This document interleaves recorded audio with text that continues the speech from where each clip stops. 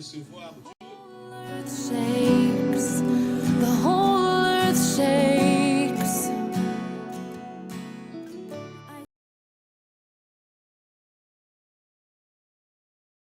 Nous avons vu comment Dieu, que celui qui nous a enrôlés, est un esprit qui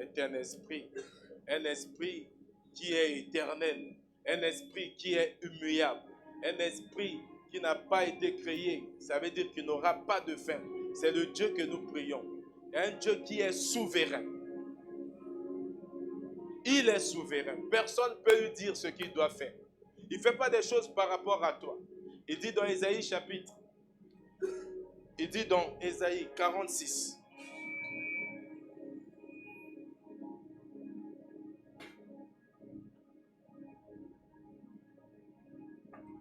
dans Ésaïe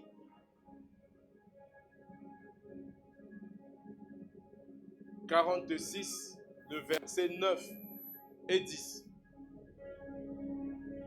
Il nous dit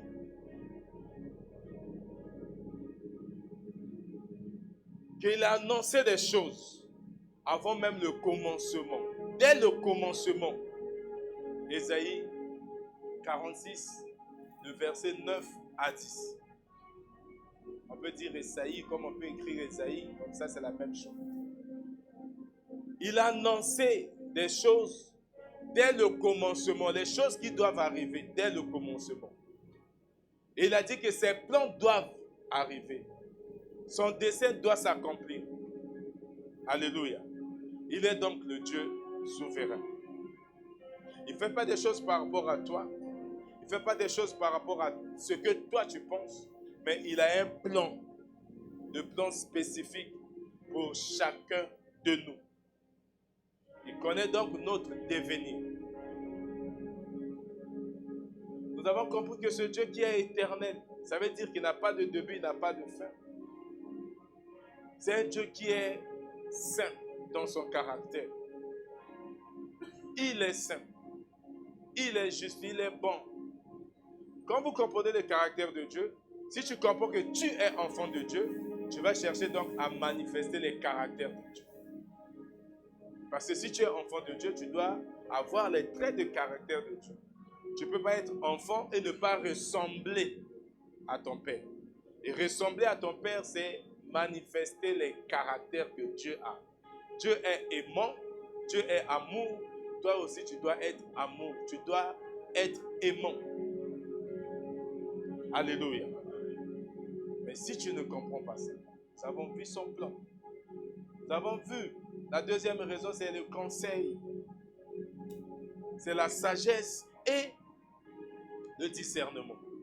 On a vu des principes moraux. On a vu les principes éthiques. On a vu qu'un enfant de Dieu, en tant qu'enfant de Dieu, tu ne peux pas marcher comme un païen. Ça, on apprend ça dans l'étude de la parole. Et maintenant, aujourd'hui, nous avons parlé aussi de la famille, l'éducation familiale, l'éducation des enfants, l'honneur aux parents, comment honorer les parents.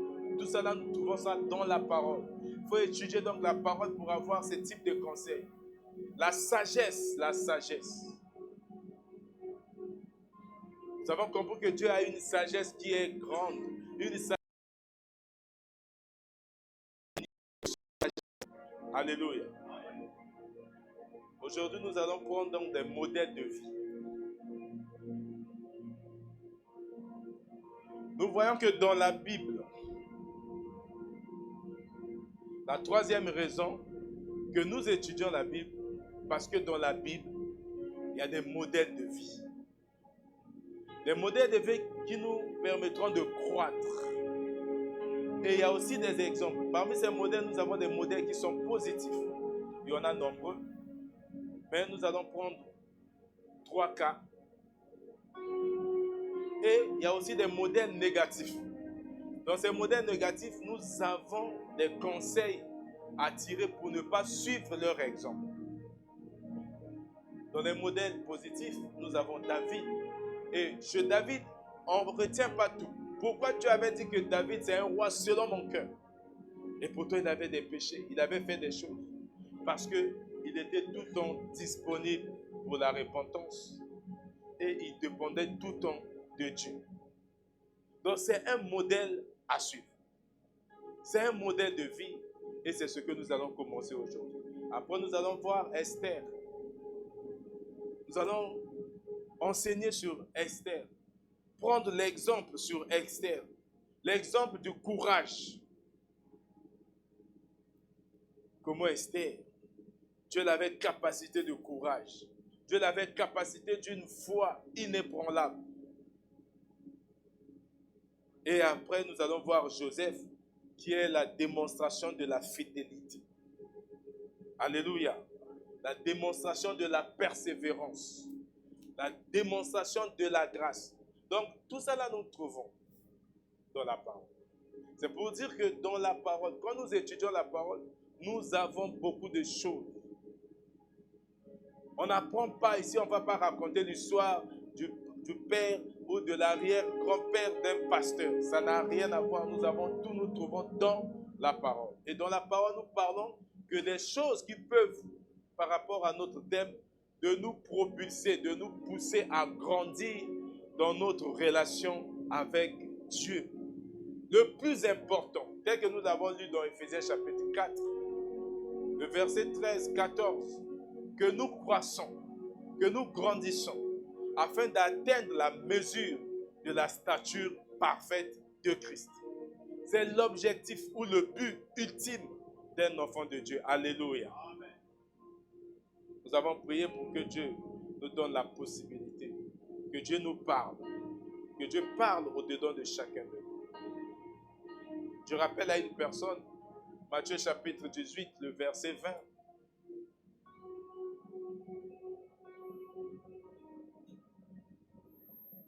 Matthieu 18, 20 qui dit que là où 2 ou 3 sont assemblés en son nom, il est là.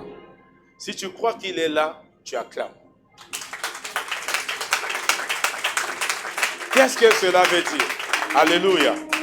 Ça ne veut pas dire que c'est parce que nous sommes 2 que Dieu est là. Non. Dieu est là. Quand il dit il est là, ça veut dire qu'il va se manifester.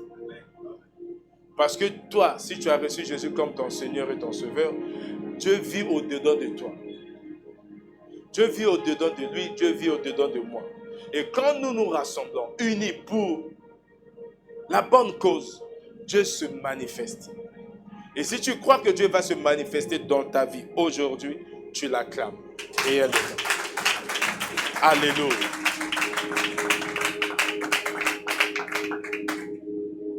Donc, nous allons donc au nom de Jésus commencer notre enseignement.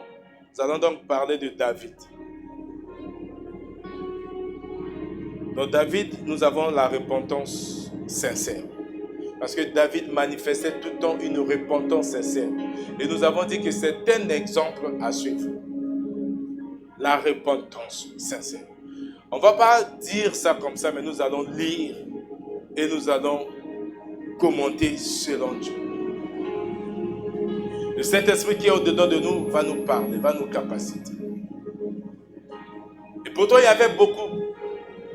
David avait beaucoup d'erreurs. Mais c'est l'unique personne que Dieu a dit, un roi selon mon cœur. Est-ce que toi, tu es un chrétien selon le cœur de Dieu? Est-ce que tu es enfant de Dieu selon le cœur de Dieu? Ou toi, tu es dur, tu résistes à la repentance? Tu résistes à la repentance. Nous allons prendre le cas de David. Et on va lire en gros un chapitre. Et après le deuxième chapitre, nous allons prendre par rapport au dialogue, par rapport à l'évolution, nous allons prendre le deuxième. On a tout un chapitre. 2 chapitres donc, que nous allons lire. Nous allons commencer par 2 Samuel, le chapitre 11. Je vais lire étape parce qu'il y a des enseignements qui suivent. 2 Samuel, chapitre 12, chapitre 11 et le chapitre 12. Ce n'est pas chapitre 11, verset 12, non. Chapitre 11 et le chapitre 12. C'est tout un chapitre. Je vais lire.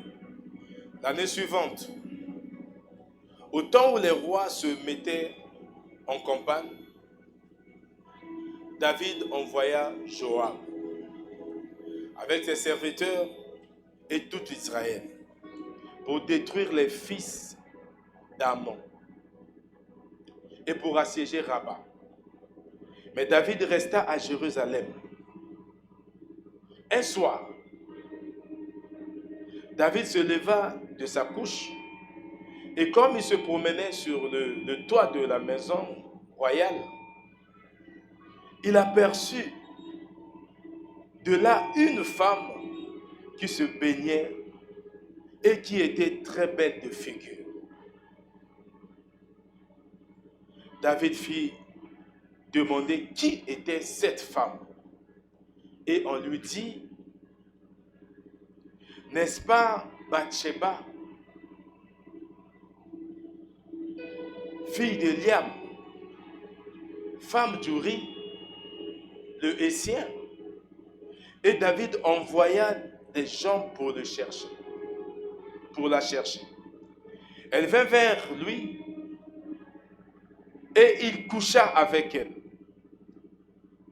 Après s'être purifiée de sa souillure, elle retourna dans sa maison. Cette femme devint enceinte. Et elle fit dire à David, je suis enceinte. Alors David expédia cet ordre à Joab. Envoie-moi Uri, le Hétien. Et Joab envoya Uri à David. Uri se rendit auprès de David, qui interrogea sur l'état de Joab, sur l'état du peuple et sur l'état de la guerre. Puis David dit à Uri, descends dans ta maison et lave tes pieds. Uri sortit de la maison royale et il fut suivi d'un présent du roi. Vous suivez l'histoire? Mais Uri se coucha à la porte de la maison royale avec tous les serviteurs de son maître et il ne descendit point dans sa maison. On informa David, le roi, et on lui dit, Uri n'est pas descendu de sa maison. Et David dit à Uri, n'arrives-tu pas de voyage? Pourquoi n'es-tu pas descendu dans ta maison? Uri répondit à David, l'arche et Israël et Juda habitent sous des tentes, mon seigneur Joab. Et les serviteurs de mon seigneur campent en race campagne. Et moi, j'entrerai dans ma maison pour manger et boire et pour coucher avec ma femme. Aussi vrai que tu es vivant et que ton âme est vivante, je ne ferai point cela. Il a refusé. Vous comprenez le guet-apens que David voulait tendre à Uri. Parce que lui, il a convoité la femme de Uri. Et il fait venir Uri et il envoie, parce qu'il envoie Uri, c'était un soldat. Il envoie pour qu'il aille et dort avec sa femme. Pour dire que cette grossesse, c'est sa grossesse. Alléluia. Il y a beaucoup de leçons à tirer ici. Le lendemain matin, David écrivit une lettre à Joab et l'envoya par la main d'Uri. Il écrivit dans cette lettre, placez Uri au plus fort du combat. Ça veut dire, il a demandé qu'on place Uri, le mari légitime de Bathsheba, que lui, il a convoité du haut de sa maison, du haut de son temple, là où cette femme était en train de se laver. Il s'est rendu compte que cette femme était belle de figure. Et il est parti avec cette femme est tombée enceinte. Et il envoie ce monsieur, le propriétaire de la femme, pour aller au premier rang du combat. Alléluia. Joab, en assiégeant la ville, plaça Uri à l'endroit qu'il savait défendu par les vaillants soldats. Il n'était pas vaillant soldat, c'était un simple soldat. Le premier rang, c'était pour les vaillants guerriers.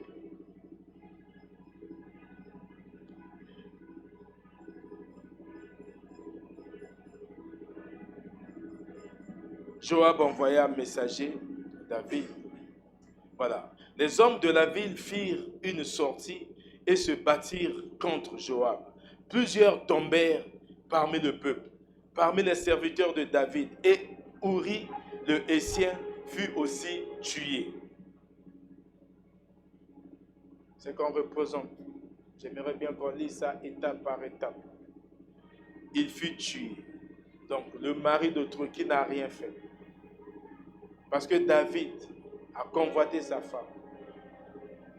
Je suis en train de lire pour montrer le degré, la gravité de la faute, la gravité du péché.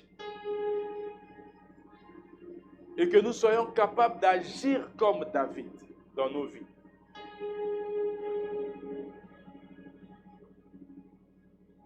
Joab envoya un messager pour faire rapport à David de tout ce qui s'était passé dans le combat. Il donna cet ordre au messager.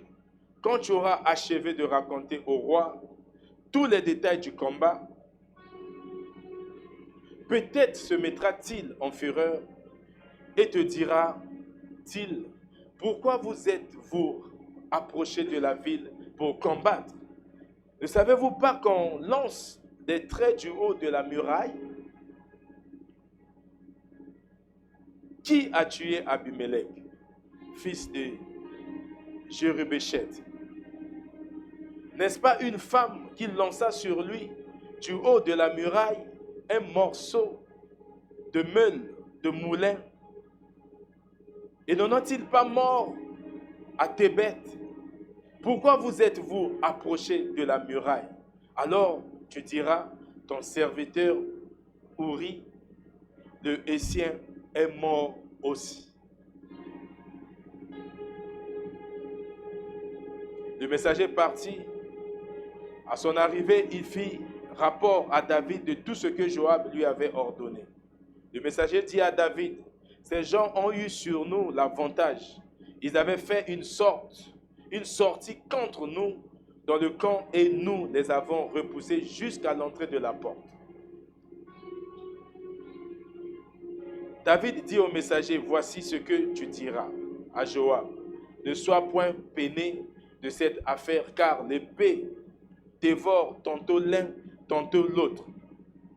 Attaque vigoureusement la ville et renverse-la.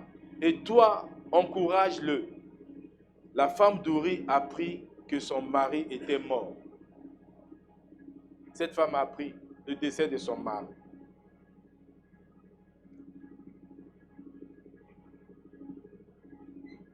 Elle pleura son mari.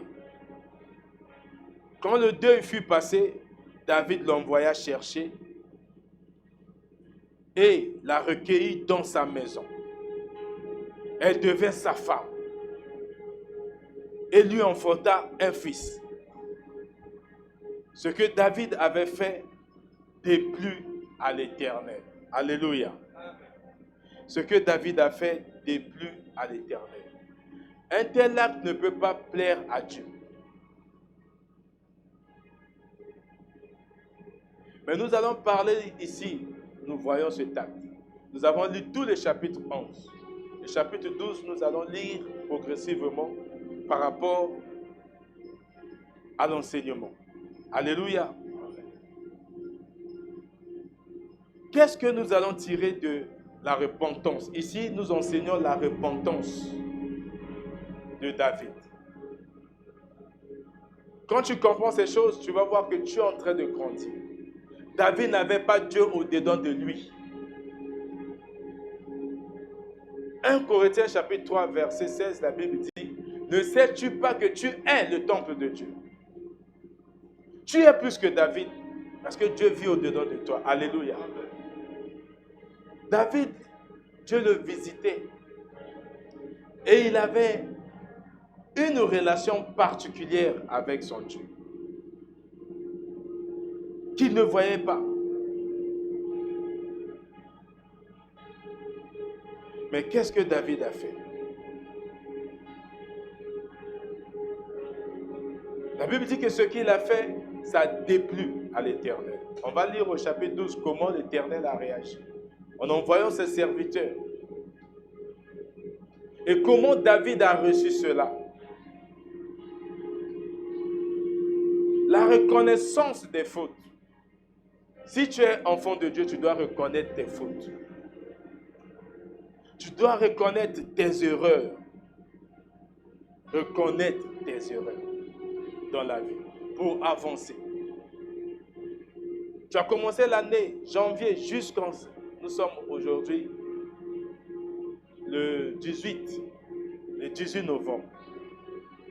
Si on ajoute 13 jours, plus 31, l'année est finie.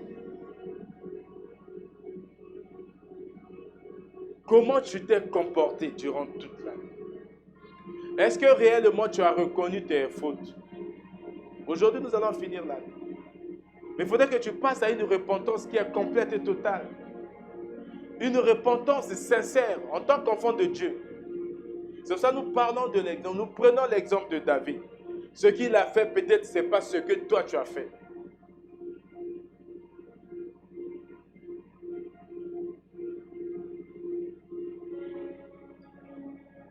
La reconnaissance des erreurs. Pasteur Mongo va prendre aussi sa Bible. Nous allons alterner.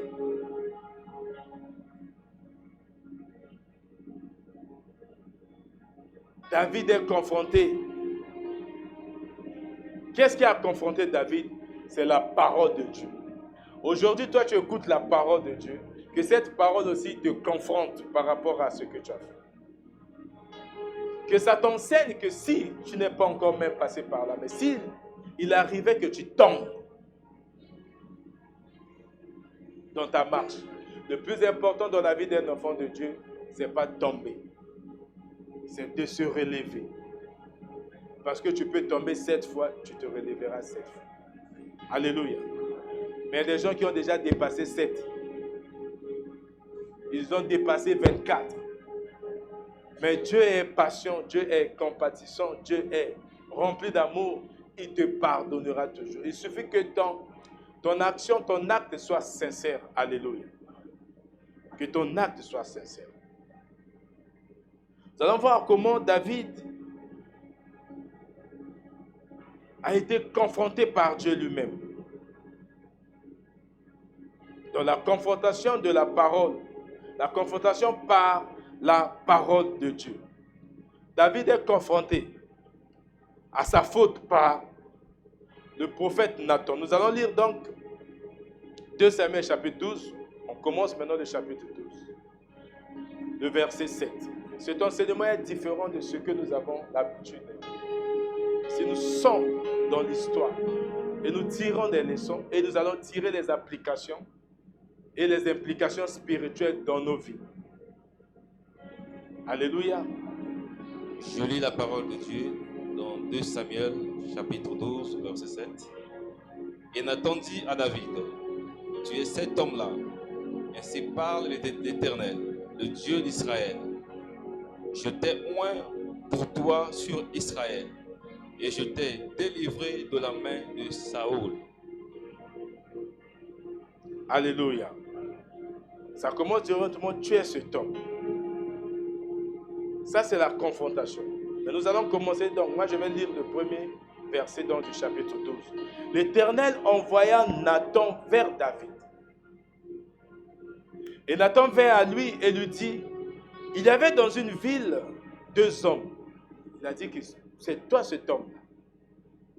Mais David est en train de dire, c'est Nathan, le prophète, le serviteur de Dieu qui est en train de parler.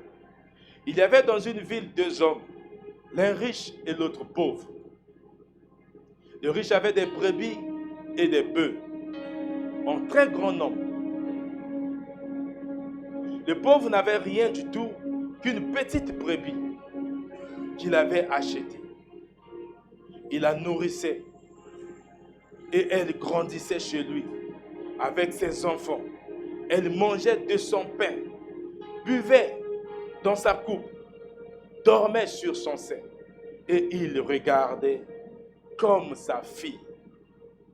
Un voyageur arriva chez l'homme riche et le riche n'a pas voulu toucher à ses brebis ou à ses bœufs pour préparer un repas au voyageur qui était venu chez lui. Il a pris la brebis du pauvre. Alléluia. Vous suivez l'histoire? Il a pris la brebis du pauvre et l'a apprêtée pour l'homme qui était venu chez lui. La colère de David s'enflamma. Là, on a Nathan en train de parler à David. Et c'est David qui a pris la femme d'Uri. Or, David avait beaucoup de femmes. Alléluia. David s'enflamma. Il s'enflamma violemment contre cet homme. Et il dit à Nathan, l'Éternel est vivant. L'homme qui a fait cela mérite la mort. Vous êtes d'accord avec David? Alléluia. Ça, c'est la sentence de l'homme. Pour lui, en tant que roi, il dit, on ne peut pas accepter des choses comme ça. Comment quelqu'un n'a qu'une seule brebis? Il est en train de nourrir cette brebis, la chérie. Et le riche qui a beaucoup, il va encore... Donc pour David, il se disait que c'est une histoire, c'est ce qui est arrivé dans la vie. Et lui, en tant que roi, il ne peut pas admettre cela.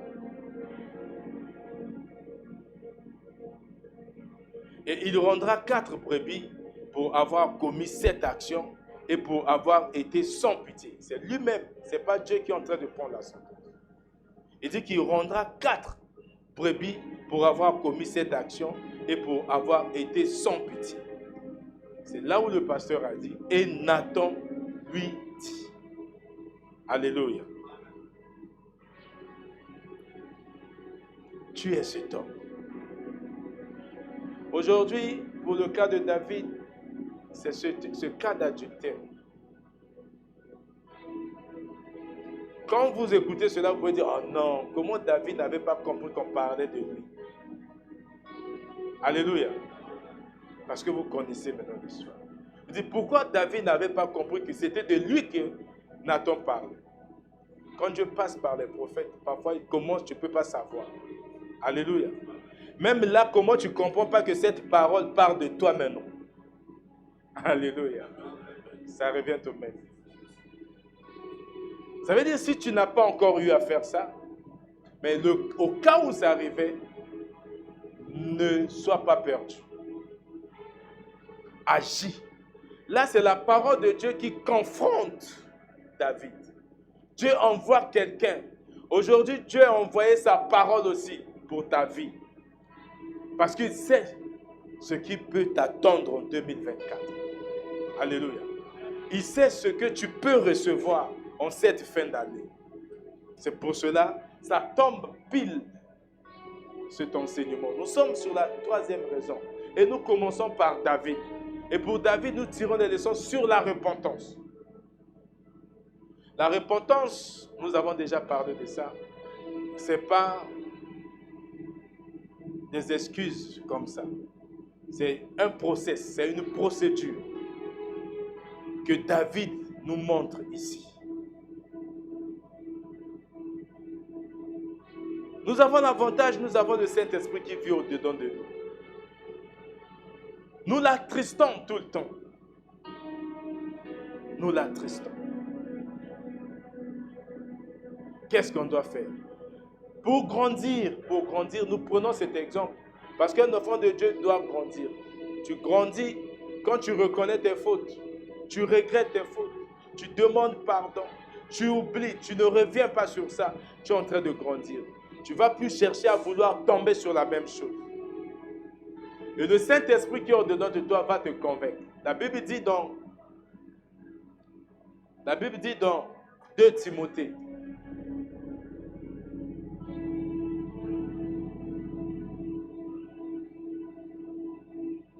le chapitre 3, le verset 16 à 17, que chaque parole de Dieu est nécessaire, est inspirée de Dieu pour nous enseigner. Alléluia. Ça veut dire que cet enseignement, cette étude, si ça ne t'enseigne pas, ça doit te corriger. Pour corriger, pour convaincre et pour nous instruire selon la justice. Voilà les 4 fonctions de la parole. Alléluia. C'est les fonctions de la parole. La parole ne peut pas sortir comme ça. Quand la parole de Dieu sort, c'est pour enseigner, convaincre, corriger ou t'instruire selon la justice de Dieu. Pourquoi selon la justice? Parce que c'est la chose la plus prioritaire de ta vie. Matthieu chapitre 6, le verset 33. Cherche tout d'abord le royaume et la justice de Dieu. Le royaume et la justice de Dieu. C'est la chose la plus fondamentale. Jésus même l'a dit dans Matthieu chapitre 23, le verset 23, quand il parlait, lui qui a vécu dans le temps, qui respectait la loi, alors qu'il était sous la loi, il a dit aux pharisiens que vous êtes fidèles à des choses, à la dîme, mais vous n'êtes pas fidèles à des choses qui sont plus importantes. Ce qui est plus important, c'est ce qui est prioritaire. Ce qui est prioritaire, c'est quoi? Il a dit la justice, la fidélité et la paix. Vous ne cherchez pas ça. Voilà, donc la parole vient pour t'enseigner, vient pour te recadrer. Alléluia. Nathan dit à David, tu es cet homme. Le Saint-Esprit peut aussi te dire, aujourd'hui ce n'est plus Nathan. Alléluia. C'est le Saint-Esprit qui est au-dedans de toi, qui va te dire, ma fille, tu es cette femme. Alléluia. Mon fils, tu es cet homme. Ne résiste pas. Nous prions chaque soir, nous demandons que nous soyons souples à l'écoute du Saint-Esprit. Que nous ne résistons pas à ce que le Saint-Esprit nous parle. Que nous comprenions la parole, le langage du Saint-Esprit. C'est pour cela que nous avons prié, nous tous ensemble, que le Saint-Esprit nous parle. Alléluia. Alors le Saint-Esprit est en train de te parler. Est-ce que tu vas finir ton année comme ça? Parce que quand on demande, on dit, nous allons 1 Jean chapitre 1 verset 9. Quand il dit qu'il est fidèle et juste, quand vous confessez vos péchés, il est fidèle et juste pour vous les pardonner. Ça, c'est un générique. Alléluia. C'est un générique. Le détail, c'est maintenant la procédure. Quand tu commets quelque chose de sérieux, il est juste et fidèle pour te pardonner. Regardez ce que David a fait.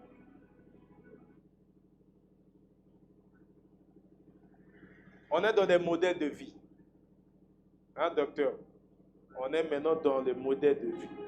Que on étudie la parole et dans l'étude de la parole, nous prenons des modèles. Et on prend un modèle, on prend un cas particulier. Après la repentance, nous allons voir sa détermination, son attachement à Dieu, sa dépendance à Dieu. David avait ces 2 qualités. Alléluia. C'est pour cela que Dieu disait que David était un roi selon son cœur. Si aujourd'hui tu arrives à être capacité des possibilités de repentance, tu touches le cœur de Dieu. Tu restes toujours dépendant de Dieu. Tu dis que tu ne peux rien faire de toi-même. Tu marches sous la guidance du Saint-Esprit. Tu touches le cœur de Dieu. Il y a ces 2 choses. Alléluia. Nathan a dit, le Saint-Esprit te dit, tu es cet homme. Vous savez, 1 Jean chapitre 1, le verset 9, le verset 8 qui précède le verset 9, il dit, si quelqu'un dit qu'il n'a pas péché, c'est un menteur. Donc quand on dit que tu es cet homme, tu dis non, ce n'est pas moi, tu es un menteur. Alléluia. Alléluia. Non, ce n'est pas un amen convaincant. Alléluia. Alléluia. Alléluia. Là, c'est convaincant. Tu es cet homme. Parce que, je rappelle que tu es un esprit. Si tu comprends que, parce que Dieu t'a créé à son image. Genèse chapitre 1, verset 26. Tu as été créé à l'image de Dieu. L'image de Dieu. Dieu est esprit, donc toi, tu es l'image de Dieu, tu es donc esprit. Tu possèdes une âme et tu habites dans un corps. Et dans ce corps, tu habites dans ce corps, dans cette enveloppe qui est la chair, il y a des moments que tu dois toujours pécher. Alléluia. La chair a des désirs. Combien même, quand tu dis que tu ne pêches pas, je vais prendre seulement un exemple. Quand tu priorises tes priorités, tu as des besoins matériels, tu priorises tes besoins charnels, tu priorises les besoins de ta famille au détriment de ta vie spirituelle, c'est déjà un péché. Parce que tu as relégué Dieu au second plan. Or, le plus important pour toi, c'est vivre une vie qui est centrée et dirigée vers Dieu.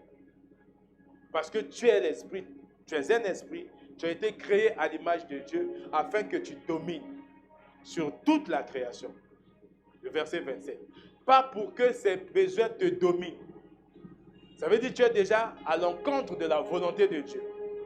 Alléluia. Maintenant, tu vas dire que cet homme, ce n'est pas toi.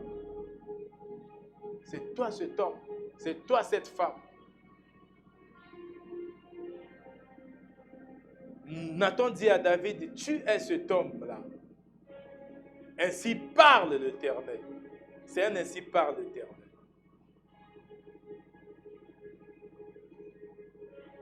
Nous avons un ainsi parle l'Éternel chaque jour. L'Éternel aujourd'hui, nous avons dit que nous connaissons l'Éternel. L'Éternel, ce n'est pas le nom de Dieu. Non. Il y a des gens qui pensent que l'Éternel, c'est le nom de Dieu. Alléluia. On dit éternel parce qu'il est éternel, ce n'est pas son nom. Le nom de Dieu, c'est Jésus. Quand on dit tu pries au nom de Dieu, tu demandes, tu baptises au nom du Père. Le Père, c'est qui? Jésus. Tu baptises au nom du Fils. Le Fils, c'est qui? Jésus. Tu baptises au nom du Saint-Esprit. Le Saint-Esprit, c'est qui? Jésus. On a déjà fait cette démonstration.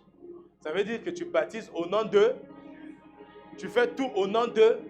Tu n'as plus besoin de parler encore. Je le fais au nom du Père. Tu connais déjà le nom du Père. Alléluia. Donc ça ne sert à rien de prier au nom du Père, au nom du Fils. Quel est ce nom? Donc au nom de Jésus. Alléluia. Au nom de Jésus. Paul dit, Galates chapitre 2, verset 20. Si je vis, ce n'est plus moi qui vis. C'est Christ qui vit au-dedans de moi. Et qui vit au-dedans de toi? C'est le Saint-Esprit. Le Saint-Esprit est donc Christ, Jésus. Dieu est venu dans le monde. Il a dévoilé son plan pour que nous ayons une idée sur son nom, pour que nous connaissions son nom, pour que nous ne nous embrouillons pas. Il a dit, tout ce que vous demanderez en mon nom, alléluia, vous sera donné. C'est-à-dire qu'il faut demander au nom de Jésus. Ainsi parle. C'est un ainsi dit l'Éternel. C'est un ainsi dit Jésus. C'est un ainsi dit le Saint-Esprit. Le Saint-Esprit te parle. Quelqu'un peut vous embrouiller sur ainsi dit l'Éternel, ainsi dit. C'est seulement le Saint-Esprit qui parle, qui est au-dedans de toi, qui te parle et toi tu ne fais pas attention. Pourtant tu as demandé que le Saint-Esprit te parle. Alléluia. N'est-ce pas ce que tu as dit avant l'enseignement? Et le Saint-Esprit est en train de te parler en ce moment. Même si on observe 2 minutes de silence, quelqu'un va comprendre, il va recevoir une parole par rapport à sa situation. Que le Saint-Esprit, parce que Dieu a dit dans Matthieu 18, 20, là où 2 ou 3 sont assemblés, il se manifeste. Si tu crois, on observe le silence. Tu vas entendre le bruit du groupe. Tu vas entendre aussi ce que Dieu va te dire pour ta situation. Alléluia. Vous voulez qu'on expérimente? On observe 2 minutes de silence. Alors qu'il est 10h25, 24, à 10h26, tu te concentres. Si tu veux, tu as une situation, tu as besoin de l'orientation, tu as besoin d'une direction, Dieu va te parler.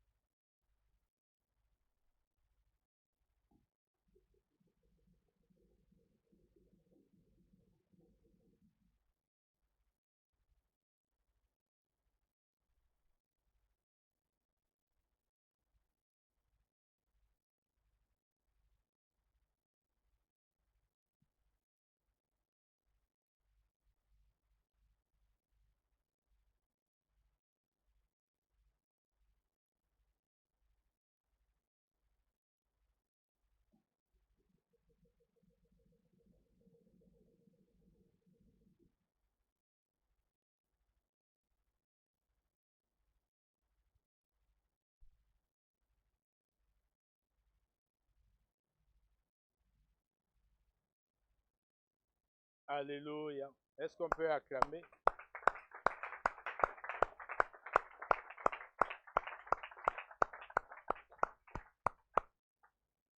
Chacun a son résultat.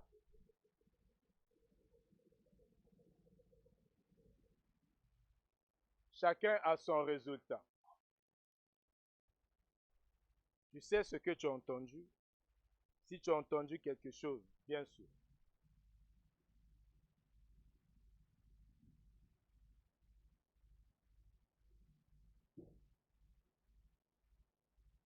Alléluia. Ce tombe, c'est toi.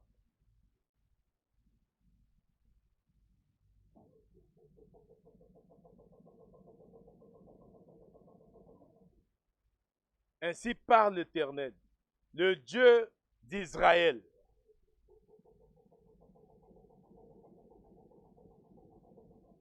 Il dit, c'est moi qui t'ai sacré roi sur Israël.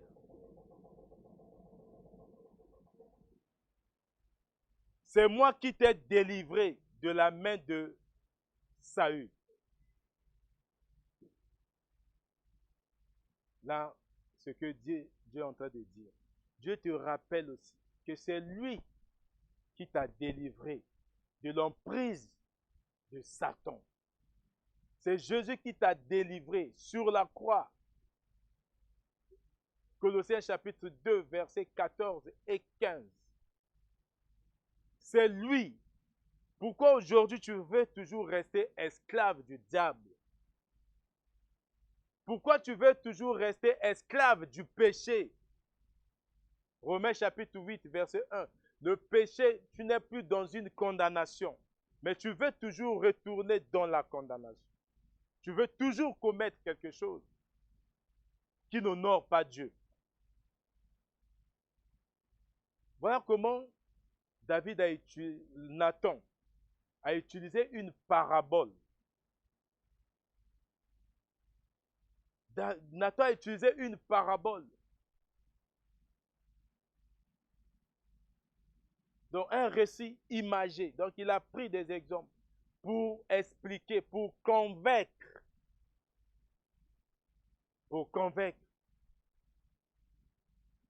David, pour expliquer la gravité du mal que David a fait.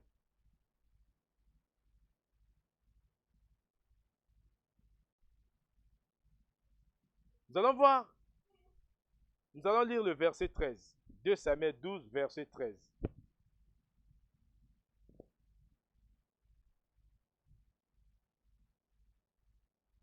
David dans ce que Nathan dit, David, il n'y a pas de déni.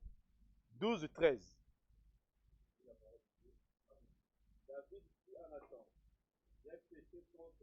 Alléluia. Il n'a pas dit, est-ce que vraiment... Non, non, non, non. Automatiquement, il dit, j'ai péché contre l'Éternel. Quand on l'a expliqué, et Dieu a continué à dire que c'est moi qui t'ai fait sortir, qui t'ai délivré entre les mains de Saül. Là aussi, la parole te dit, le Saint-Esprit te dit que c'est lui, Christ, qui t'a délivré. Tu étais sous la malédiction de la loi. Christ t'a racheté de la malédiction de la loi. Il te rappelle. Maintenant, est-ce que tu vas dire non, moi, je n'ai pas péché? Ou tu vas reconnaître ton péché le plus caché? Ou comme il y a d'aucuns qui disent que c'est mon péché mignon. Depuis quand un péché devient mignon? Le péché ne peut pas être mignon. Le péché, c'est ce qui te détruit. Ce qui t'éloigne de Dieu ne peut pas être mignon. Mais si tu as pu reconnaître ça, et qu'alors que tu étais silencieux, tu étais en train d'observer le silence, Dieu t'a parlé, t'a révélé ce que tu as eu à faire dans le secret. Pourquoi Dieu te révèle ça? Parce qu'il t'aime. Il veut que tu passes par la repentance. Tu as utilisé son nom d'une manière abusive. Tu t'es mal comporté de janvier jusqu'à aujourd'hui, alors que nous approchons à la fin de l'année. La Bible dit que la fin d'une chose mieux vaut que son commencement. Alléluia. C'est pour ça que tu dois passer par la repentance. C'est toi avec ton Dieu. Tu sais, tu es conscient. Alors que tu es en train de grandir, tu dois passer par là. Alléluia. On continue. Le verset 13. David dit à Nathan, je suis contre l'Éternel. Nathan dit à David, l'Éternel pardonne ton péché, tu ne mourras point. Alléluia. Voilà la réaction de Dieu. L'Éternel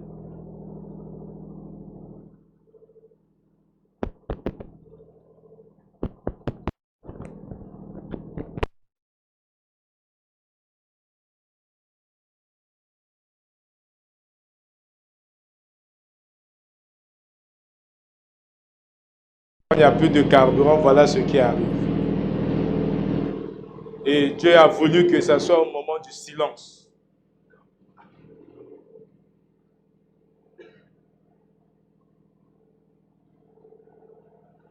C'est Dieu.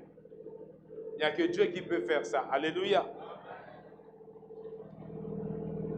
Il y a encore du bruit parce qu'ils ont ouvert, après ils vont fermer. J'ai péché contre l'Éternel. Quand on insiste, on n'est pas en train de condamner quelqu'un. Je condamne personne. Alléluia. Mais l'enseignement dit que nous puisons des modèles dans la parole. Et dans ce modèle, dans ce cas-là, nous voyons le cas de David. Et nous sommes en train de parler.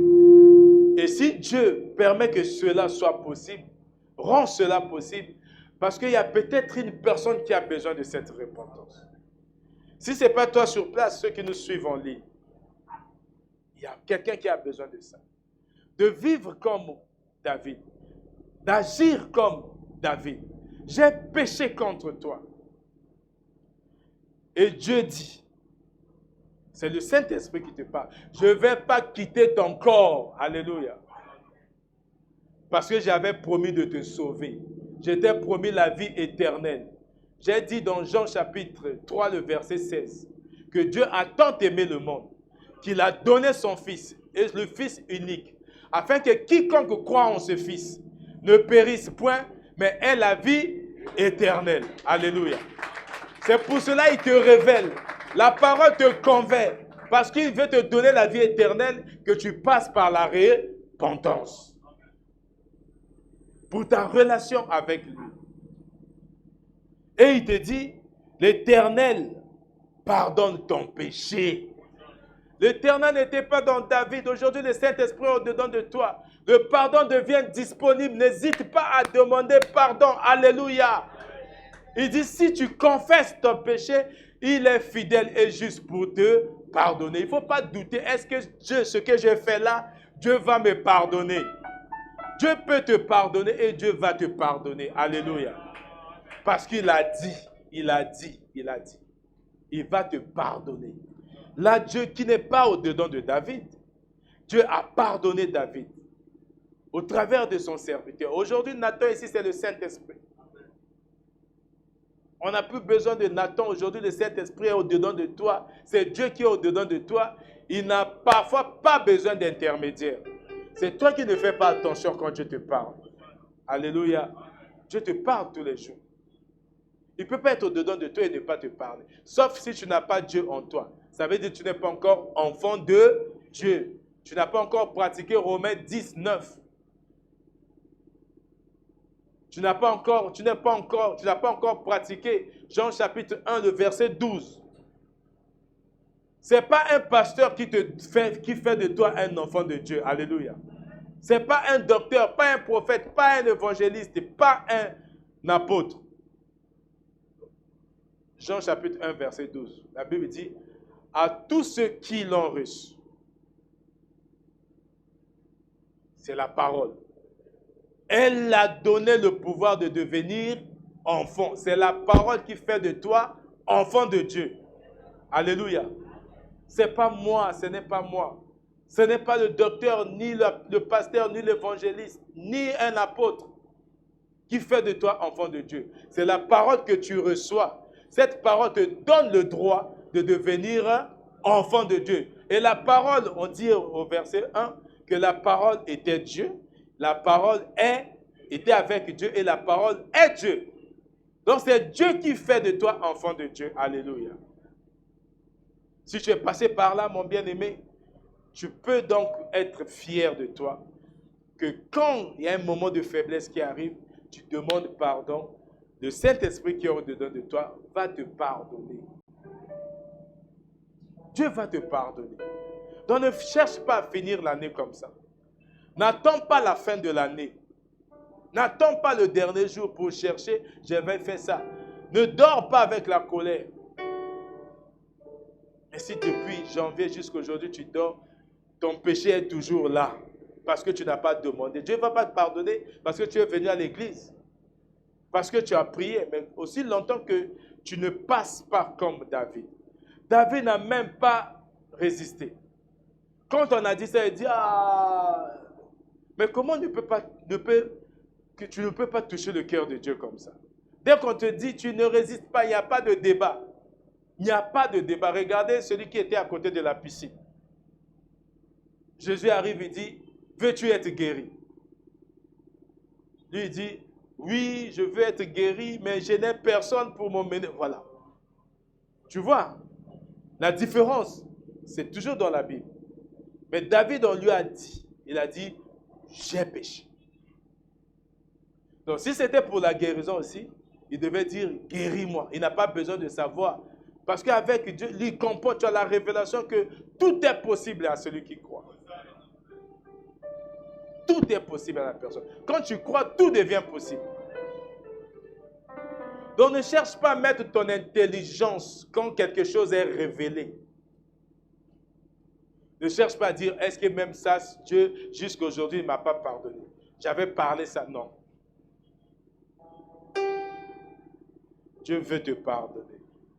Ça fait partie de son plan. Ça fait partie de son dessein.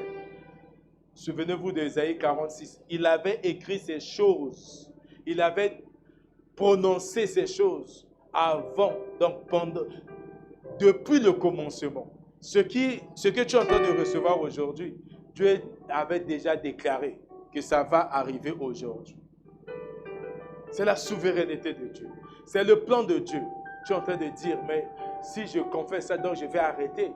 Effectivement, tu dois arrêter. Alléluia. Effectivement, tu dois arrêter. Si tu n'arrêtes pas, Dieu ne te pardonne pas. Dieu ne te pardonne pas. Tu dois arrêter. On continue.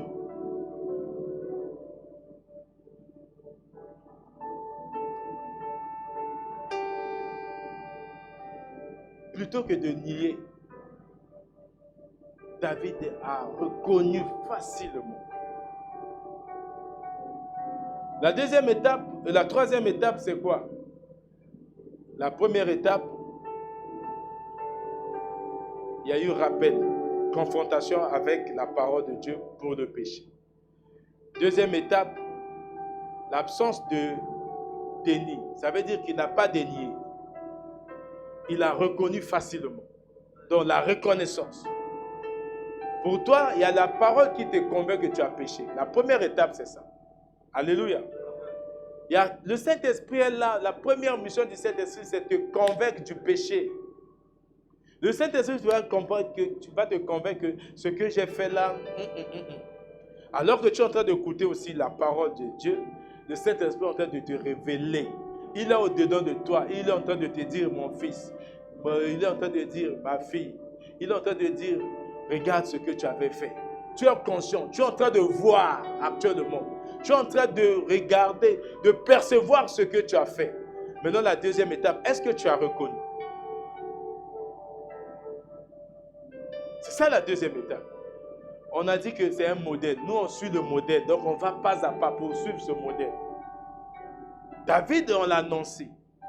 Il n'y avait pas le Saint-Esprit au-dedans de lui. Dieu a utilisé Nathan. Nathan a confronté. Aujourd'hui, c'est Dieu qui utilise le Saint-Esprit, qui est au-dedans de nous, d'une manière ou d'une autre, pour te convaincre de ton péché. Pour savoir que ce que tu fais actuellement n'est pas bon. Tu as entendu, tu le sais. Maintenant, est-ce que tu reconnais que ce que tu fais ou ce que tu as eu à faire n'est pas bon?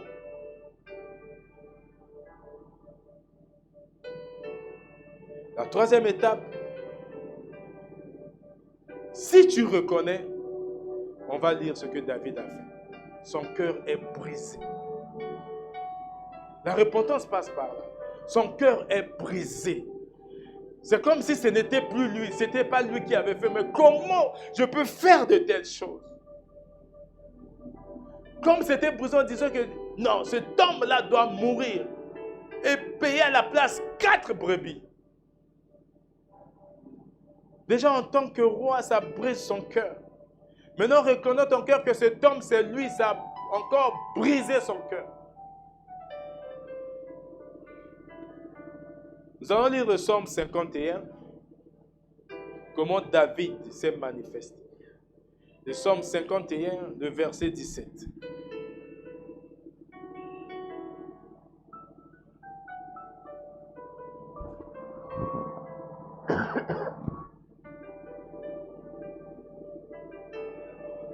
Psaume 51, verset 17. Moi, j'ai la version Louis II.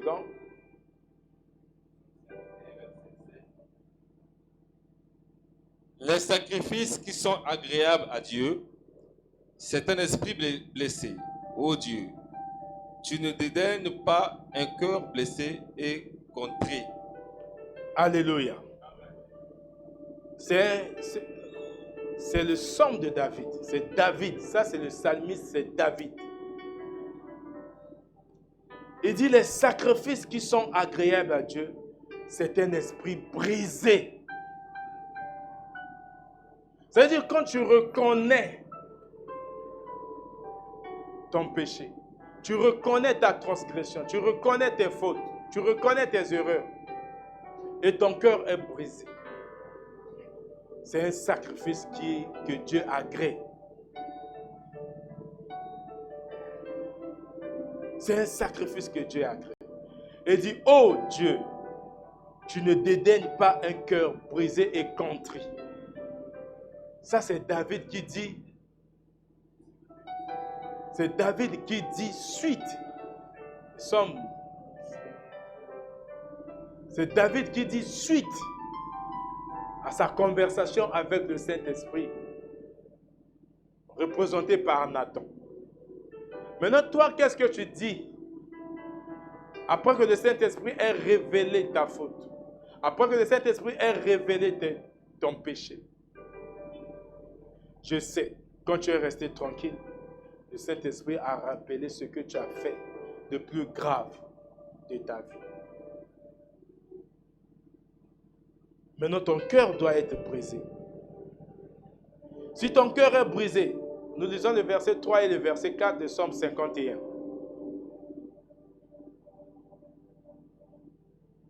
Le verset 3 et le verset 4 du Psaume 51. Psaume 51, verset 3 et le verset 4. Je lis la parole de Dieu. Car je reconnais mes transgressions et mon péché est constamment devant moi. J'ai péché contre toi seul et j'ai fait ce qui est mal à tes yeux, en sorte que tu seras juste dans ta sentence. Alléluia. Verset 4. Dans juste son le verset 3 et verset 4. Alléluia. Il dit, car je reconnais mes transgressions. Là, il prend quoi? C'est la responsabilité personnelle de ton péché. On est en train de dire, si Dieu a dit à David, Dieu est capable de le dire aussi à toi. Que c'est un roi selon mon cœur. C'est un enfant, c'est mon enfant selon mon cœur. C'est parce que tu arrives à reconnaître facilement tes erreurs. Et tu prends tes responsabilités. Tu prends tes responsabilités. Dans Deutéronome chapitre 30, le verset 19, Dieu dit, j'ai mis devant toi la vie et la mort. La bénédiction et la malédiction. Mais toi, choisis la vie pour vivre, toi et tes enfants. Pour aimer Dieu. On symbolise la vie par l'amour de Dieu. Moi, ce qui m'intéresse, c'est ça. Vie pour aimer Dieu. Donc, ça veut dire vivre. Quand tu vis réellement, tu aimes Dieu. Si tu n'aimes pas Dieu, tu ne vis pas réellement. Ça veut dire que tu as choisi la vie. Et quand tu choisis la vie, tu choisis la bénédiction. Mais David avait choisi quoi quand il avait vu cette dame? On est tous les jours confrontés devant ce dilemme, devant le libre arbitre. On est confronté. Dieu n'enlève pas le libre arbitre. Sinon, il va toujours influencer. Mais si tu ne demandes pas la guidance du Saint-Esprit, que quand tu es devant le péché qui se présente à toi, que Dieu influence tes décisions. Alléluia. Que Dieu impacte ton choix. Le choix que tu dois faire. L'action que tu vas entreprendre. Est-ce que tu vas attarder tes yeux à regarder? Quand il y a une tentation, par exemple, pour la querelle, on t'insulte, toi aussi tu vas insulter ou tu vas garder silence et laisser l'Éternel combattre pour toi. Comme dans Exode 14, 14. Garde silence. Et je combattrai pour toi. Si tu ne gardes pas, il ne va pas combattre pour toi. Parce que c'est toi qui veux faire des choses par toi-même. Tu veux prendre la place de Dieu. Or, il faut laisser. Dieu, il aimait tellement David. Regardez de telles fautes. C'est quelqu'un qui est mort. Il a tué une personne. Et il a fait de la femme de cette personne sa femme. Vous allez comprendre plus tard que les plans de Dieu sont insondables. Alléluia. Les plans de Dieu sont insondables.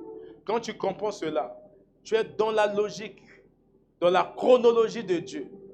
Tu es dans la logique de Dieu. Tu auras la révélation de Romains chapitre 8, le verset 28. Que toute chose concourt pour le bien de ceux qui aiment Dieu. Personne ne pouvait savoir que cette procédure-là, c'était pour que Jésus vienne. Alléluia. Mais il y a quand même eu des conséquences. On va voir comment cet enfant était mort. Et il y a eu un autre enfant qu'on appelait Salomon, qui est l'ancêtre de Jésus. Alléluia. Donc, c'est quelque chose. Quand Dieu dit dans Jérémie chapitre 29, le verset 11, que je connais les projets que j'ai formés pour vous, c'est Dieu qui connaît. Toi, tu ne connais pas. C'est lui qui dit que je connais les projets que j'ai formés pour vous. Ce ne sont pas les projets de malheur, mais les projets de paix. Ça veut dire quand il y a le malheur, ce n'est pas ce que Dieu a prévu pour toi. Mais c'est quand il y aura la paix, il y aura les bonnes choses. C'est là le projet de Dieu pour toi. Le projet de Dieu pour toi, ce n'est pas le malheur. Alléluia. Donc si tu es en train de vivre le malheur aujourd'hui, ce n'est qu'un passage. Alléluia. Il y a quelqu'un qui ne croit pas. Ce n'est pas le plan de Dieu. Il a dit, Dieu ne ment pas. Il a dit que même je connais, c'est Dieu qui dit, je connais à Boulantoul, à Petitoul. Hein, je connais.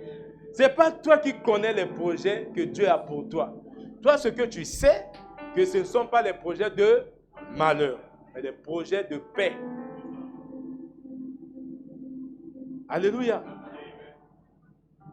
Donc, voilà comment le plan de Dieu était en train de s'accomplir pour l'humanité. Ça commence par le mal. Vous allez voir, quand nous voyons les ancêtres de Jésus, on va trouver des prostituées, on a trouvé des tueurs, voilà, ça commence comme ça. Rahab, qui était une prostituée. C'est l'ancêtre de Jésus.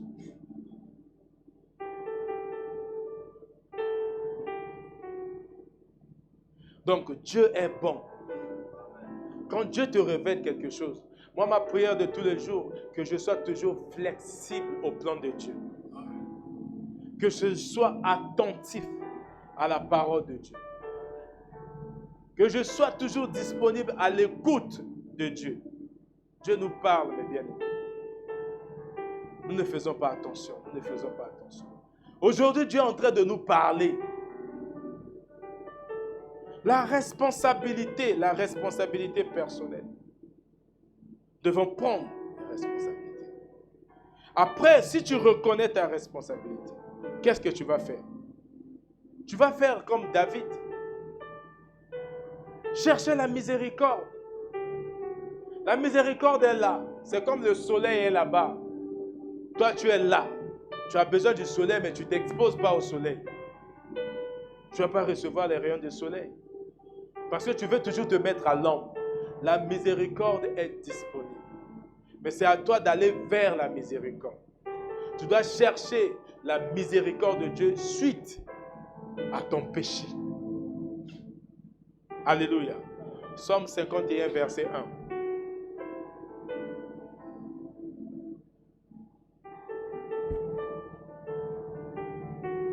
Au chef des chantres, psaume de David. Lorsque Nathan, le prophète, vint à lui, après que David fut allé après Rath-Sheba, ô Dieu, aie pitié de moi dans ta bonté. Selon ta grande miséricorde, efface mes transgressions. Alléluia. Jean 1, 9, c'est ça.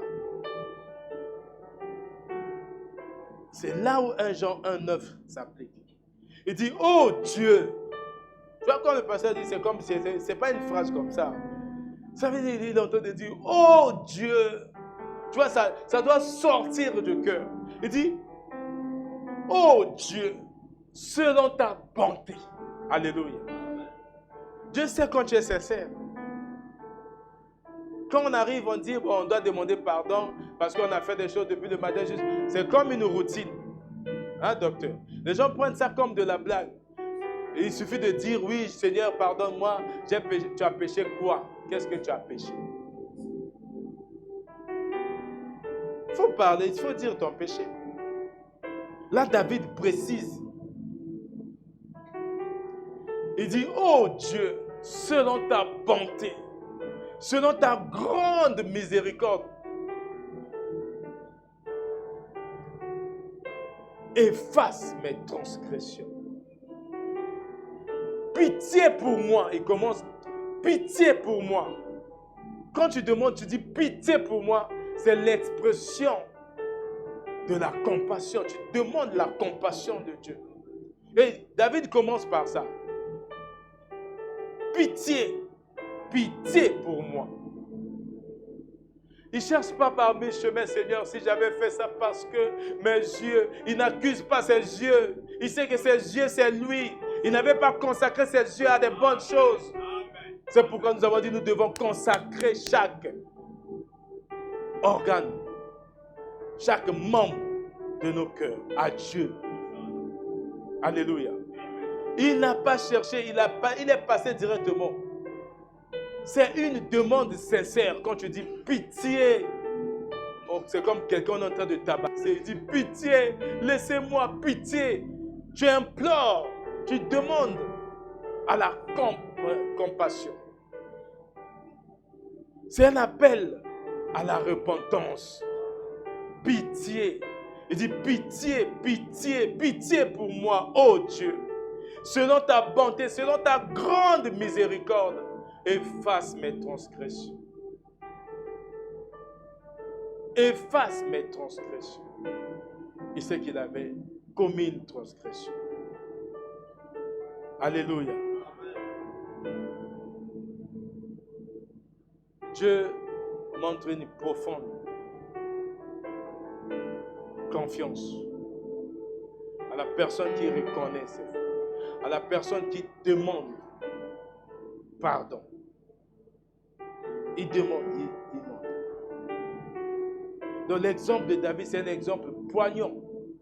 Il ne faut pas résister, il ne faut pas dire, ah, non.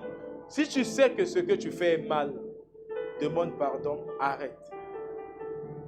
Nous prenons des exemples. Prochainement, quand on va parler, ça sera peut-être favorable à toi, parce que tu vas voir que c'est maintenant l'attachement à Dieu. Mais là aussi, c'est favorable à toi, parce que ça te permet de grandir, de dire que là où tu es, ce n'est pas ta vie. Alléluia. Ce n'est pas ta vie.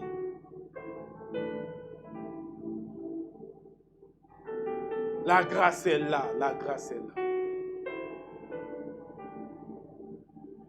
Nous allons lire maintenant le verset 1 jusqu'au verset 4. Nous allons comprendre. Psaume 51. La contrition et la douleur que David a ressentie. Du premier verset au 4e verset. Le prophète vint à lui, après que David fut allé vers Bathsheba. Ô Dieu, aie pitié de moi dans ta bonté. Selon ta grande miséricorde, efface mes transgressions. Lave-moi complètement de mon iniquité et purifie-moi de mon péché. Car je reconnais mes transgressions et mon péché est constamment devant moi. J'ai péché contre toi seul et j'ai fait ce qui est mal à tes yeux, en sorte que tu seras juste dans ta sentence, sans reproche dans ton jugement. Alléluia. Maintenant, lisons 1 Jean 1, 9.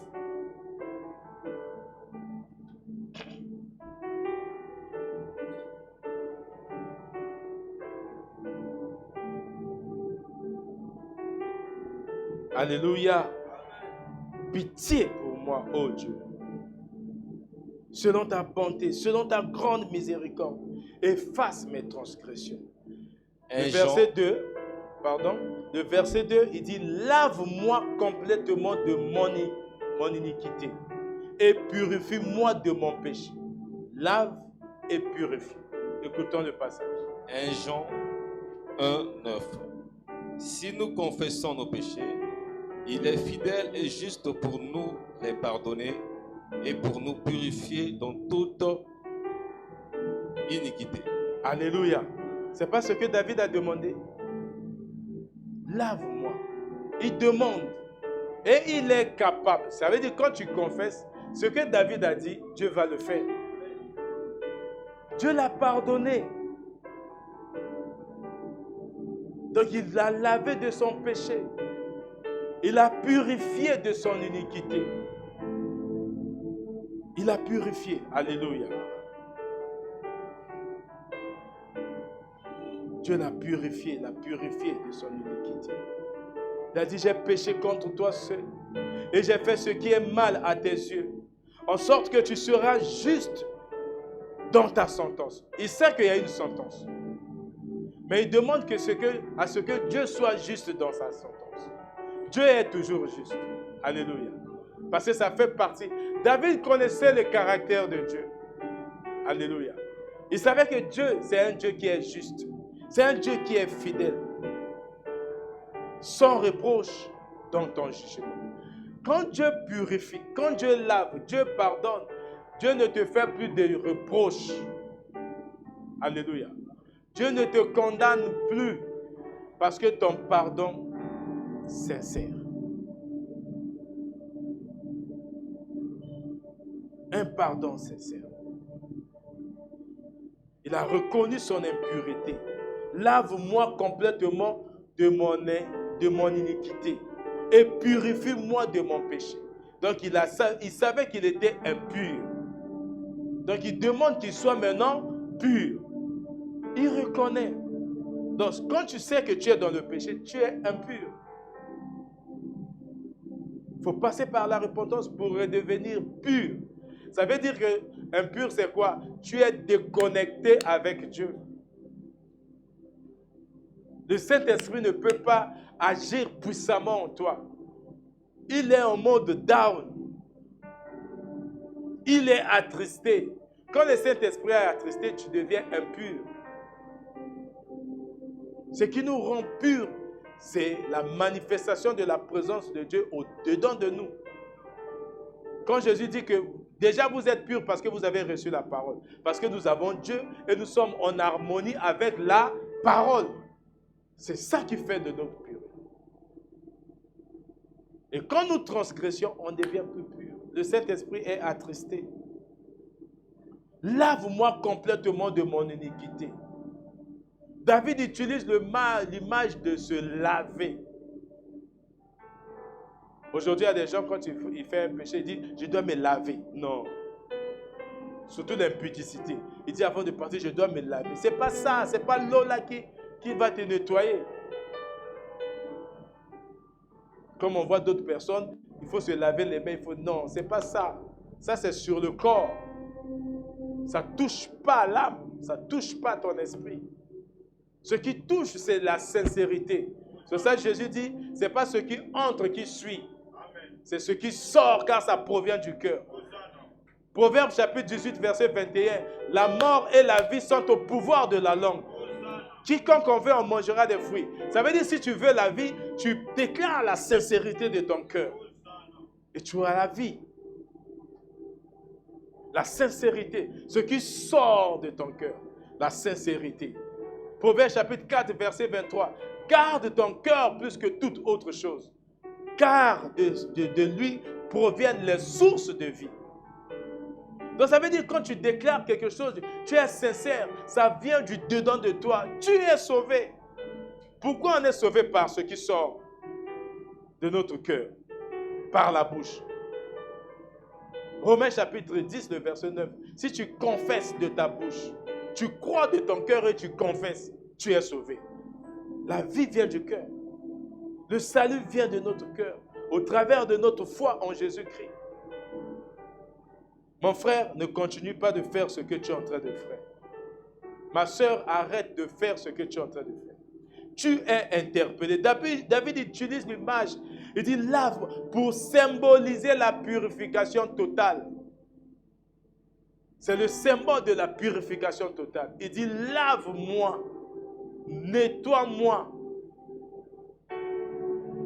Aujourd'hui, la purification totale a été faite par le sang de Jésus sur la croix. Le pardon de notre désobéissance à Dieu a été fait sur la croix. Maintenant, aujourd'hui, juste reconnaître, parce qu'on t'a dit, il y avait déjà une purification totale. Maintenant, là, quand tu demandes, Dieu est capable de te purifier. Juste par ta parole, qui est sincère, parce que ça vient du cœur.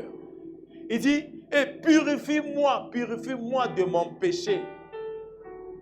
La purification va au-delà du simple lavage. Alléluia. La purification. C'est au-delà du simple lavage. Aujourd'hui, c'est la saleté corporelle qu'on lave avec l'eau. Mais la purification, c'est au-delà du lavage. Il dit, purifie-moi.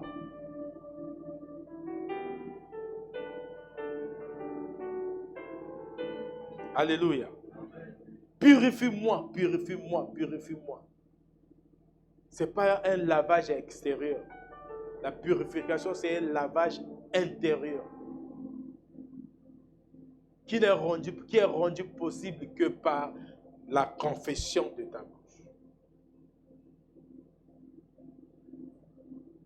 Et David continue avec une confession ouverte. Au verset 3, quand il dit, car je reconnais mes transgressions et mon péché est constamment devant moi.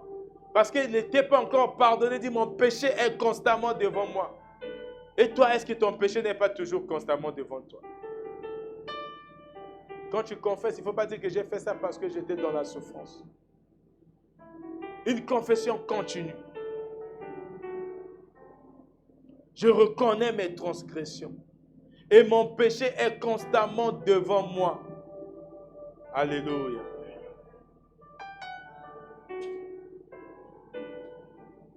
Mais le verset 10, on va terminer par là pour continuer prochainement. Il est déjà 11 heures.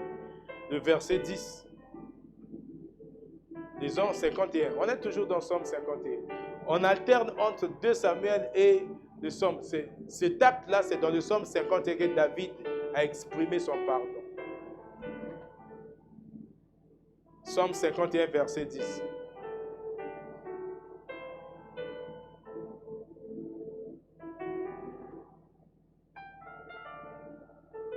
Somme 51.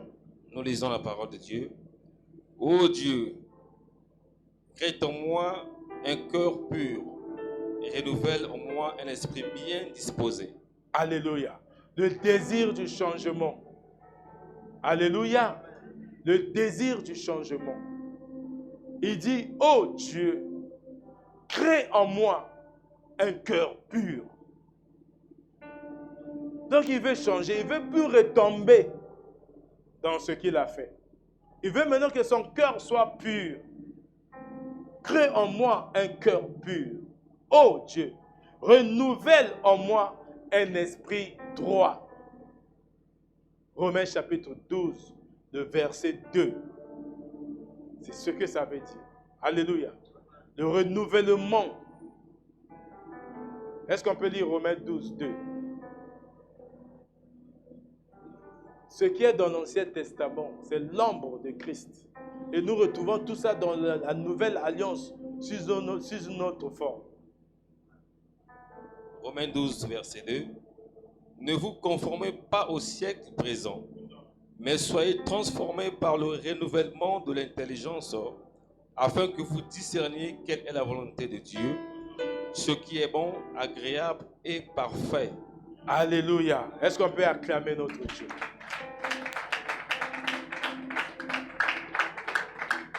David reconnaît la nécessité d'une transformation intérieure radicale. Il ne veut pas d'à peu près. C'est pour cela que Dieu avait dit, un roi selon mon cœur. Nous allons voir. Il y aura un deuxième acte, la dépendance. C'est ce que nous allons voir le samedi prochain. Mais nous terminons ici. David a demandé. Il reconnaît la nécessité d'une transformation intérieure, une transformation radicale, pas une transformation momentanée, pas une transformation partielle, mais une transformation radicale. Maintenant, toi, à la différence avec toi, tu as le Saint-Esprit au-dedans de toi. Tu es plus que David. Tu es plus que David. Il dit, renouvelle en moi un esprit droit. Il cherche un esprit droit. Ça veut dire que avoir un changement qui est continu. Il veut plus vivre la même chose. Il veut être réellement une nouvelle création. Donc, être un esprit droit. Alléluia.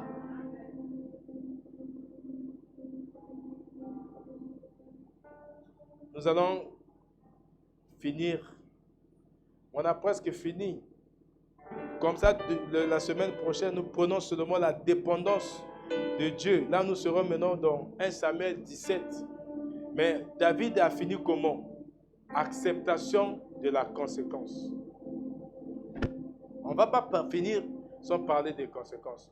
Dès qu'on va finir, on va aussi finir aussi le culte. Ne vous en faites pas. Il y a des gens qui sont sensibles à la repentance. Mais pourtant, c'est quelque chose de merveilleux. Tu ne peux pas vivre en accord, en harmonie avec Dieu sans repentance. On ne va pas seulement dire que non, oui, d'ici la fin de l'année, quelqu'un va vivre tel miracle. Non, ce n'est pas ça qui est plus important. Alléluia. Osée chapitre 4, verset 6. Vous êtes d'accord avec moi que la Bible dit, mon peuple périt parce qu'il lui manque des miracles. Alléluia. C'est ce qui est dit, non? Mon peuple est détruit parce qu'il lui manque des miracles. Parce qu'il lui manque de la connaissance. Et c'est ce que nous sommes en train de recevoir. Alléluia. C'est la connaissance. Si tu manques la connaissance, tu péris. Parce que tu ne vas pas comprendre que c'est le temps là, ça c'est le temps de la repentance. Pour recevoir, Dieu te fait passer par ce chemin-là parce qu'il veut faire quelque chose de bien dans ta vie. C'est le plan de Dieu pour ta vie. C'est le plan de Dieu. 2 Samuel chapitre 12, verset 14. 2 Samuel chapitre 12, verset 14.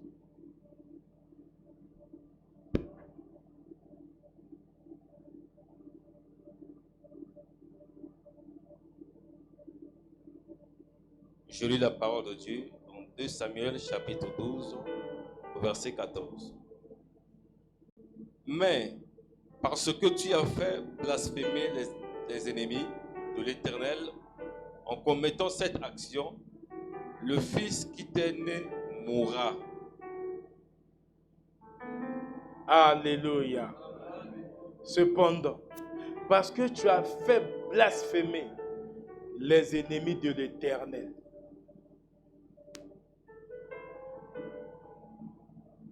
en commettant cette action, le fils qui t'est né mourra. Et ce bébé-là, le premier-là, était mort. C'est la conséquence de la gravité de sa faute. Il a blasphémé les ennemis de Dieu.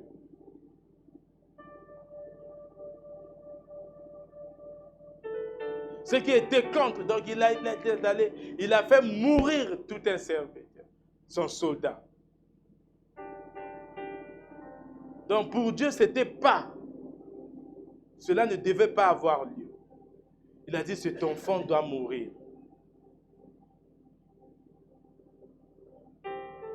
David a fait son deuil. Ce verset montre la conséquence, les conséquences douloureuses du péché de David.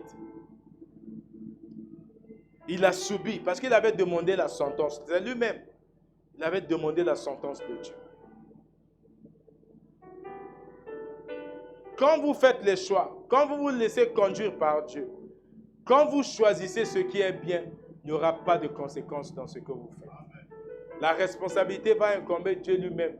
Parce que tu fais ce que Dieu te demande. Tu es dans la logique de Dieu. Ta vie est sur l'alignement de la volonté de Dieu. Tu fais la volonté de Dieu. 1 Jean chapitre 5 verset 14. Nous avons reçu de lui cette assurance. Quand nous prions selon sa volonté, il nous écoute. Alléluia. C'est la volonté. Il t'écoute. Et il n'y a pas de conséquences parce que tu fais la volonté. Dans la volonté de Dieu, il n'y a pas de conséquences, mon bien-aimé. La volonté de Dieu, quand tu fais le bien, il n'y a pas de conséquences. Et vous savez, quand nous pardonnons, quand tu demandes pardon, c'est pour éviter les conséquences de ce que tu as fait. C'est pour ça qu'il ne faut pas traîner. Alléluia. Quand tu es dans le péché, tu as commis des transgressions, n'attends pas longtemps. Quand tu attends, les conséquences vont arriver. Mais quand tu demandes pardon avec le Saint-Esprit, avec ce que Jésus a fait sur la croix, Dieu te pardonne et il n'y aura plus de conséquences. Alléluia. Il n'y aura plus de conséquences. Quand tu pardonnes ton frère, c'est pour lui éviter les conséquences de ce qu'il a fait. Quand tu pardonnes ta soeur, c'est pour lui éviter les conséquences de ce qu'il a fait. C'est pour ça que Jésus sur la croix, il a dit, Père, pardonne-leur, car ils ne savent pas ce qu'ils font. Ils sont en train d'accomplir le plan de Dieu pour l'humanité. Ils ne savaient pas, il fallait le faire. Ils ne savaient pas. Maintenant, au temps où nous sommes, c'est le temps de la grâce. Nous devons profiter de la grâce de Dieu. Ce don gratuit et inconditionnel de la puissance de Dieu qui t'accompagne durant ta marche chrétienne. C'est ça, cette grâce que nous devons bénéficier. Rendons-nous disponibles. Ne gardons pas le mal. Sinon, alors que tu gardes pendant 1 mois, 2 mois, tu vas commencer à subir les conséquences de ce que tu as fait. Et quand tu demandes pardon, Dieu met fin. Si tu as reçu quelque chose, mon frère, tu te mets debout.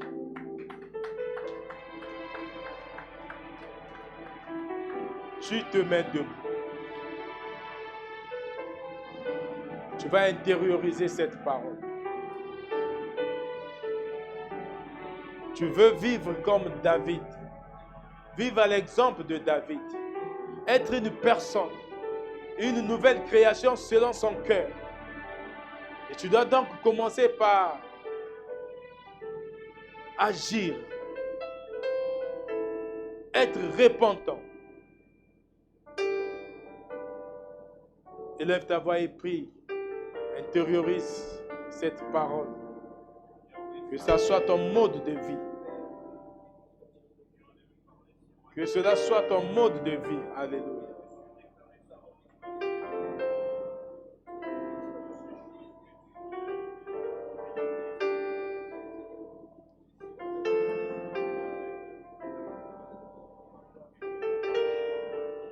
Ne ferme pas ta bouche. La mort et la vie sont au pouvoir de la langue. Quiconque en veut en mangera. Qu'est-ce que tu choisis, la vie ou la mort? Déclare donc des paroles de vie. Des paroles qui vont te permettre une croissance spirituelle. Et la croissance spirituelle passe par la repentance.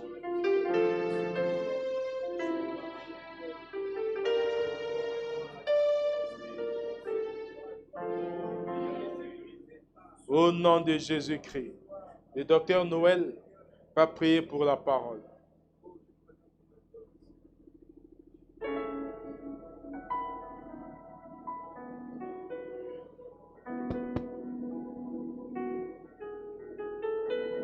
Père Céleste, nous venons à toi ce matin au nom de ton Fils, Jésus-Christ de Nazareth, notre Seigneur et Sauveur, pour te dire un grand merci au fond de nos cœurs à tous. parce que tu nous as tant aimés. Et tu continues à nous aimer d'un amour fort et puissant. La preuve est que tu envoyas Jésus-Christ à la croix mourir pour nos péchés. Son sang n'avait pas coulé en vain. Mais ce sang-là qui avait coulé à la croix nous a complètement lavés. Et aujourd'hui, Père, tu as fait de nous des justes. Et grâce à ces grands sacrifices de Jésus-Christ à la croix, nous qui t'avons reçu Jésus comme le Seigneur et le Sauveur de nos vies, tu as fait de nous les enfants de Dieu. Quelle grâce, Papa, pour nous de t'appartenir. Et à cause de ce grand amour que tu as pour nous, Papa, nous voulons encore te dire merci au fond de nos cœurs et t'acclamer au nom puissant de Jésus, notre Seigneur et Sauveur. Et Père Céleste, nous ne portons pas le nom de Jésus dans nos vies pour que ce nom soit méprisé, pour que ce nom ne soit ridiculisé par le mal. Non, non, non, non, Père. Mais ta parole dit, nous qui t'avons reçu, nous sommes devenus de nouvelles créatures. Les choses anciennes, le mal, le péché sont passés. Et tout ce qui est en nous, Seigneur, est nouveau. Papa, nous sommes de nouvelles créatures. Nous sommes de nouvelles créatures. Nous sommes de nouvelles créatures. Nous les redisons haut et fort au nom puissant de Jésus que nous sommes de nouvelles créatures. Laisse que toute la gloire te soit rendue. Et cela, Père éternel, c'est toi qui l'as rendu possible. Comme ta parole dit, ce n'est ni par la force, ni par la puissance, mais c'est par ton esprit. Seigneur, merci pour tous ces rappels. Merci pour toute cette parole qui est venue, Père éternel, nous rappeler que nous avons toujours le devoir de nous repentir devant toi, de nous humilier devant toi, d'obéir à ta parole, de marcher selon ta volonté. Seigneur, ce matin nous disons, nous nous repentons de tout mal qui est encore au fond de nos vies, au fond de nos cœurs, que nous ne pouvons peut-être pas citer, que toi tu connais. Mais nous nous repentons de cela, comme avait dit David ce jour-là. Nous nous repentons, Seigneur, pour dire merci pour ce rappel, merci pour cette révélation qui est venue à un bon moment où nous terminons l'année, pour que, Seigneur, nous finissons aussi cette année dans la paix, dans la bonne communion avec toi, afin que nous continuions, Seigneur Dieu, à dépendre à toi et à être complètement, totalement à toi. Et que tu continues, Père Céleste, à faire de nous ce que toi tu veux que nous soyons. Merci pour l'instrument que tu as utilisé, ton saint serviteur, le docteur Aoui. Bénis-les davantage. Il est qu'un instrument que toi tu utilises, un instrument que toi tu oins, le canal par lequel le Seigneur nous t'entendons par le Saint-Esprit. Merci de le combler de ta grâce. Au nom de Jésus-Christ de Nazareth. Et tous nous disons Amen. Amen. On acclame, on acclame, on acclame. Veuillez vous asseoir. Nos prédicateurs sont